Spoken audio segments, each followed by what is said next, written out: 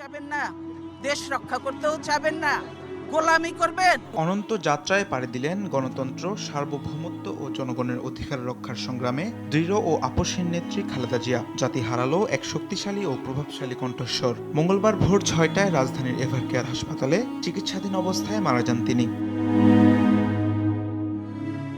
এদিন দুপুরে মায়ের মৃত্যু নিয়ে ফেসবুকে এক আবেগঘন পোস্ট দেন বিএনপির ভারপ্রাপ্ত চেয়ারম্যান তারেক রহমান। পোস্টে তারেক রহমান লেখেন, দেশ গণতান্ত্রিক পথযাত্রায় অনিঃশেষ ভূমিকা রাখা এক পথপ্রদর্শককে হারিয়েছে।